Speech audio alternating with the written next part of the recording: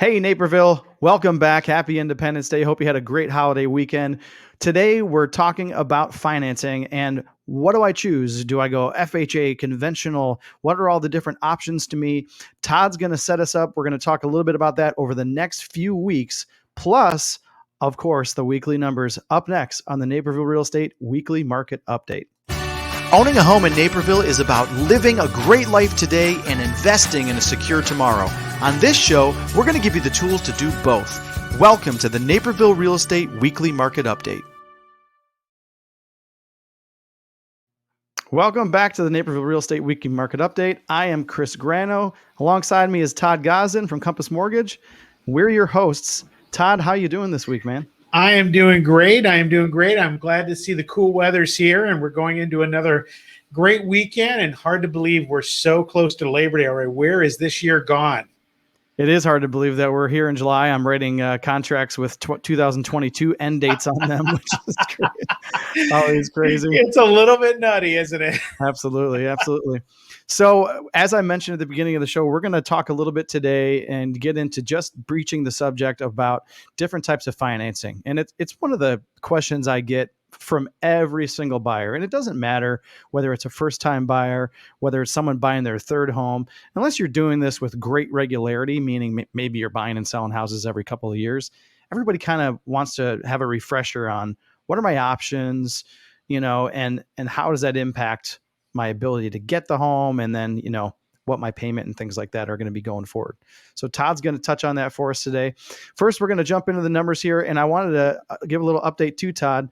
A couple of weeks ago, we talked about some of the outlying suburbs or the surrounding suburbs around the Naperville area. And we talked about some of those southwest suburbs, particularly having still really, really low inventory. Well, I actually just did a brief interview with Crane Chicago Business last week. And the reason they called me was they said, well, we see that you do a lot of business. In this case, they were asking about Romeoville. And they said Romeoville and Tinley Park are the two suburbs with the lowest inventory across the board. And as a matter of fact, last month, both Romeoville and Tinley Park had inventories below 1 month's supply. Wow. So some of those suburbs are still cooking. And that said, if you're listening to this and you've got a home in Romeoville or Tinley Park, you're thinking about selling, here's a little plug. Give me a call. All right. So let's talk about this week's numbers in Naperville. We were off last week with the holiday weekend, but I tracked the numbers still. And we're down in activity kind of as anticipated for these last 2 weeks. So we had the holiday coming up and a lot of people take off time, traveling, especially finally this year, people can travel a little bit more than last year. So we had a downward trend in new listings 2 weeks in a row now in Naperville. We had, to give you some context, at the end of June, we had 118 new listings that week. First week of July was 112, and this week 102. So we're down a little bit again, I think mostly due to the holiday, but we shall see as we get further through July if that continues. Under contract, same story. 113 under contract 2 weeks ago, 93 last week, and now 85 this week. So a continued downward trend there, which, just as you're tracking these numbers, if they do continue, spell good news for buyers.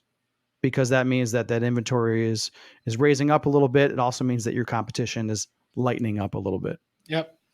So, and when we look at the inventory in the different price brackets in Naperville, we're seeing the same thing. We're seeing in that 500 and below, a little bit of an increase now 2 weeks in a row of inventory in that sub 500. Now, days on market are still down. So homes are selling quickly, but there's more of them.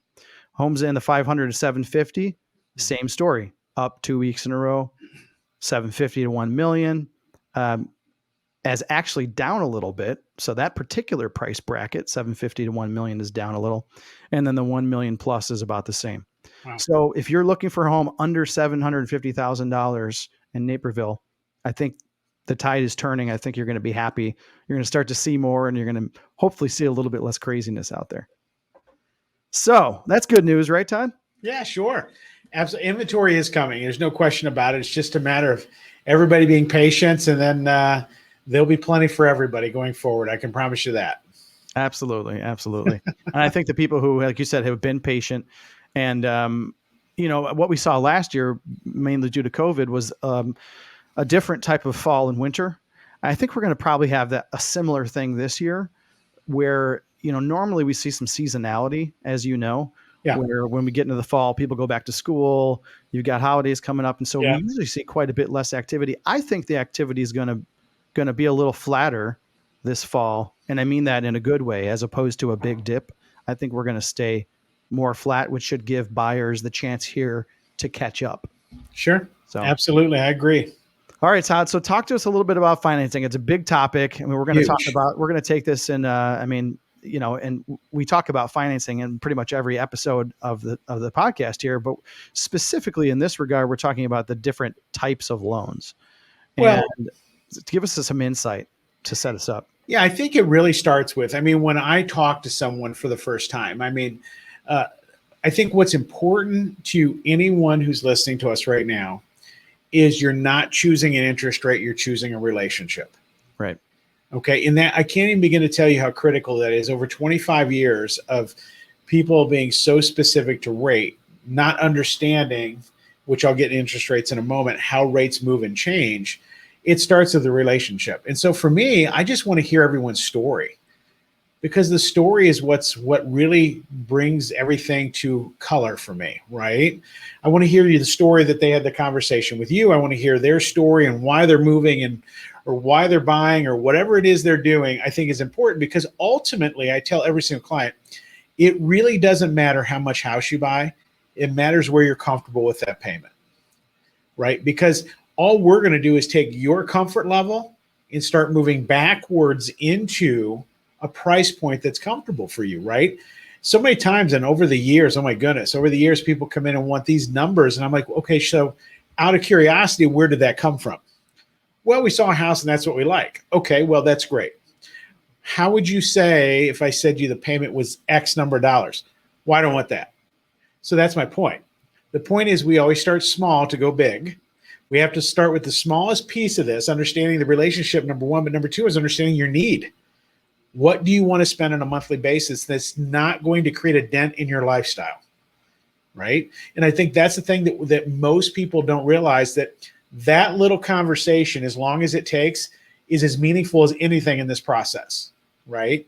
Because once we identify down payment, financial need, compensating factors for their finances, assets, and all those things, it helps us derive at what type of loan program they're actually going to use. So if you could imagine a dresser that has 16 different boxes in it, that could be 16 different places where somebody could go within one person to figure out which is the right loan for them. And I think that's where sometimes people get stuck, is they think what might be the right thing maybe not is. Because you know what?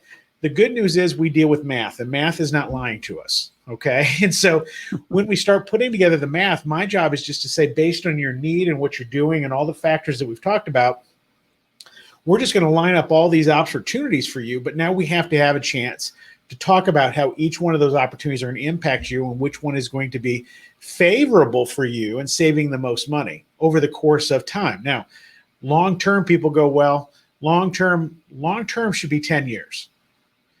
People talk about 20, 30 years from now. Listen, I don't even know what 20 or 30 years are going to look like for me.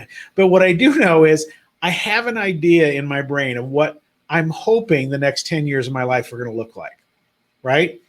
How many times have people said to you, Chris, well, listen, when the kids are out of school in about 6 or 7 years, then we're going to start considering downsizing or maybe moving locations. It's talked about all the time, right? So if you look at the average person in a home, depending on the year or decade, it's always been 6, 7 years in that time frame when they're already looking, I think I'm going to change again. Well, people don't realize right now is the baby boomer generation has been in homes longer than anyone ever in history. Right. So the thing that we have to really take into consideration is when somebody says, hey, what program should I go into? I don't know. Well, how do you know that? Because we haven't painted the picture of your story first. Yeah. To understand your need. And once we arrive at the need and what you're comfortable with and payment wise, because the reality is that for every $1,000 you're spending, approximately somewhere between $4 and $5 per thousand, right? On a 30-year mortgage. So if you find the perfect house and it's only $5,000 more, well, we're talking about $25. Right. People think that that's a huge number and that's spread, and it's not, right? So I think it starts with this part of it first, Chris, of understanding, painting pictures, understanding what need is, and then we can start deriving all these different little buckets. Because the reality is there's conventional loans, there's VA loans, there's FHA loans, there's loans that help people with down payment. There are so many different options. It's like walking to a car lot with 1,200 cars going, which one do I want? Right. Right? Well, that's easy. You want the one you like there. Here we do the one that financially fits your need. Does that make sense? Well, 100%. There's a lot of parallels, with what I do as well. I mean, because I have some folks that they look, they say, I said, well, where do you think you'd like to live? Where are you? Well, DuPage County. Okay. Well, that's a big county. There's a lot of homes in there, a lot of neighborhoods there, sometimes it's bigger. Sometimes they say, well, I'll go as far as, 45 minutes in either direction of Naperville. It's like, wow. Okay. That's God bless America. That's a lot of choice. And like you said, we can't begin to get into what's right for you until we talk about it, because we've all done it, right? Whether it's financing, finding a home, whatever. Yeah. I mean, I'm looking to buy a new camera, right? So somebody tells me, oh, you should get the such and such camera. So I obsess over that camera. I read all about it, right? And then I talk to like a professional photographer, and then they go, well, what are you going to use it for? And how much do you want it to weigh, and what's your budget, and how skilled are you? And after having that conversation a little bit, then I find out, oh, that camera I was obsessing over was completely wrong for me. Of course. But I didn't know that. It looked cool. Somebody, a friend told me about it. And so it's easy to get down that route. And that's where you and I come in. We have to help folks to say, okay, I totally respect your leanings here and what you're hearing and what you're looking at, and we're going to look at that, but let's also take the whole picture into account so we can do what's right for you, because that might be right for you, but it also might not, and I'd be doing you a disservice if I led you down a path that wasn't what's best for you.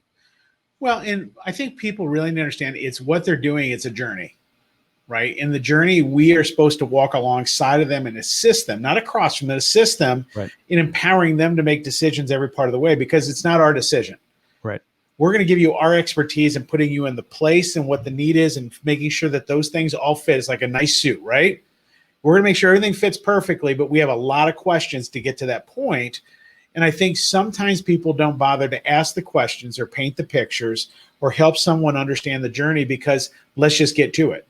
Well, that's easier said than done, right? If you walk into Starbucks for the first time and they go, what do you want? I'm like, I have no idea. There's 800 options here. What am I supposed to do? Right. That's what you feel like sometimes when you're buying a house, right? Yeah. Where do I start with this? Yeah, absolutely. And you're right. And, I've heard that story from clients who have, I've inherited after maybe not a great experience. And we'll go through these questions and we'll talk about all the different things and why this and why there. And then sometimes, I'll hear them say, wow, I didn't know there was so much to think about, or nobody ever asked me all these questions. I never knew why this was important. And it is. Exactly. It is important. So, well, good. I'm glad to hear that we're on the same page. So I think what we're going to do on the next few weeks is, Todd, if we can just kind of touch on some of the, and again, I know, we can't necessarily get into, just for folks who are listening, sometimes if you want us to get into specifics of rate or certain credit score things, I mean, like Todd has said a billion times, everything's a little bit different. So we're not going to be able to necessarily say this program is going to be exactly this for you. But Todd, if you can, over the next few weeks, just give us some of the general differences in some of the different types of financing, maybe for folks who have never considered things like a 10-year or a 15-year loan. What is some of those things? How do those impact your payment?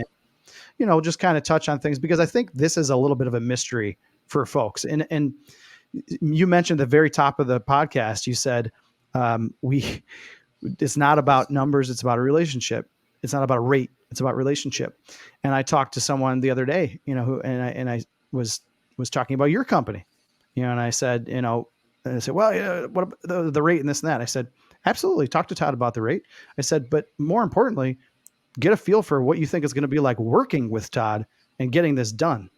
Because at the end of the day, I mean, if you're talking about a difference in rate of a eighth of a percent or something, but you have full, complete faith that someone has your best interest at heart and is going to help you get through the process versus somebody who maybe it's the complete opposite. I mean, that's a big, big factor just beyond, a rate. Well, and I think what would be also really great for everybody to hear is let's talk about the myths of interest rates next week so we can defog that and create clarity in it so everybody understands that. And the teaser is interest rates are the same everywhere you go. Yeah. And I'll explain why next week because it's very important for people to understand this. That's a perfect teaser. I love it. We're going to leave that cliffhanger there. We're going to come back next week. Todd's going to talk about the myths of interest rates. Hey, if you guys have any questions between now and then, feel free to reach out to Todd or myself. We got all of our contact info in the show notes below. As always, you can find us on Spotify, Apple Podcasts, at youtube.com/Chris Grano. Todd, I will see you next week. See you next week. Have a good weekend, everybody. Bye, guys.